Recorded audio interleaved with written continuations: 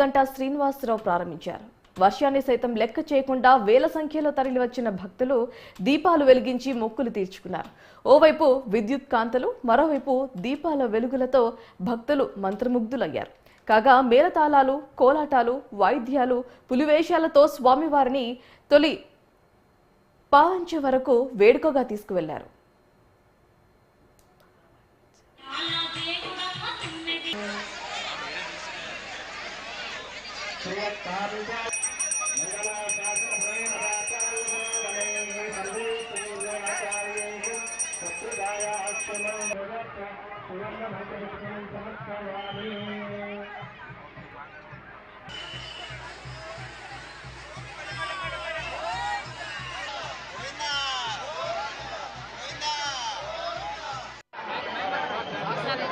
ఈరోజు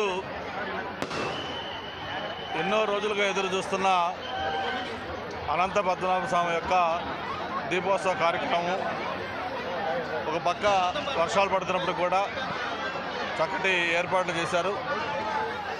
దీనికి సంబంధించి గత నెల రోజులుగా కూడా అధికారులు అన్ని ఏర్పాట్లు చేసి వేలాది మంది భక్తులు వచ్చినప్పుడు కూడా ఎక్కడ ఎటువంటి అసౌకర్యం లేకుండా ట్రాఫిక్ కానీ, పార్కింగ్ కానీ, లేకపోతే ఇక్కడ ఒక పక్క కల్చరల్ ప్రోగ్రామ్స్ కానీ, వచ్చిన భక్తులకి ఫెసిలిటీస్ డ్రింకింగ్ వాటర్ దగ్గర నుంచి అన్నీ కూడా ఏర్పాటు చేయడంలో అన్ని డిపార్ట్మెంట్లు చక్కటి సమన్వయంతో బాగా చేశారు. ఒక పక్క వర్షాలు పడుతున్నప్పుడు కూడా ఇంత చక్కగా ఏర్పాటు చేసిన అధికార యంత్రాంగాన్ని మొత్తానికి కూడా మనస్ఫూర్తిగా అభినందనలు తెలియజేసుకుంటూ దేవదేవుని ఆశీస్సులు మనందరిపైన ఉండాలి. ముఖ్యంగా ఈ రాష్ట్రం అన్ని రంగాల్లో ముందుండాలని, ఈ రాష్ట్ర ప్రజలు సుఖ సంతోషాలతో సౌఖ్యంగా ఉండాలని మనస్ఫూర్తిగా కోరుకుంటూ, ఒక చిన్న లోపం ఉంది మాకు. ఆ పైకి ఘాట్ రోడ్ కంప్లీట్ చేసుకొని ఆ దేవాలయాన్ని కూడా కంప్లీట్ చేసుకుంటే ఇంకా బ్రహ్మాండంగా ఉండేది. కొంత సమన్వయ లోపం వల్ల కొద్దిగా అది పెండింగ్ ఉంది. బట్ నెక్స్ట్ దీనికి ఆ రోడ్ విశాఖ జిల్లా పద్మనాభం గ్రామంలో వేంచేసి ఉన్న శ్రీ శ్రీ శ్రీ అనంత పద్మనాభ స్వామి వారికి ఈరోజు దీపోత్సవ కార్యక్రమం జరుగుతున్నది. 30/11/2024 సాయంత్రం 5:30 దీపాలంకరణోత్సవం జరుగుతున్నది. ఈ పద్మనాభ స్వామి పాండవులు అజ్ఞాతవాస కాలంలో వెలిసిన స్వామి. పాండవులు అరణ్యవాసం అనంతరం అజ్ఞాతవాస కాలం ఈ పర్వతం పైన కొంతకాలం ఉన్నారు.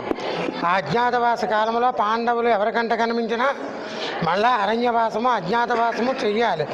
అందుచేత ఆ స్వామిని శ్రీకృష్ణ పరమాత్మని పాండవులు ప్రార్థించగా వారు రాగానే స్వామి మీరు ఇక్కడ ఉండాలి, మా అరణ్యవాస కార్యక్రమాన్ని జయప్రదం చేయించినట్లే మా అజ్ఞాతవాస కార్యక్రమాన్ని కూడా జయప్రదం చేయించవలసిందని శ్రీకృష్ణుని పాండవులు ప్రార్థిస్తే, నేనంటే ఇక్కడ ఉండడం అవుతూ లోక కళ్యాణార్థం అంతా చూసుకోవలసిన వాడిని నా చిరునాలు పెట్టేసి వెళ్తా అని చెప్పేసి కొండ శిఖరం పైన వ్యక్త అవ్యక్తగా కనిపించిన ఆకారాల్లో శంకు, చక్రము, నామము, అనంతుడు, లక్ష్మీదేవిని పెడుతూ నాకు అనంతుడనే వాడు ఇష్టమైన వాడు.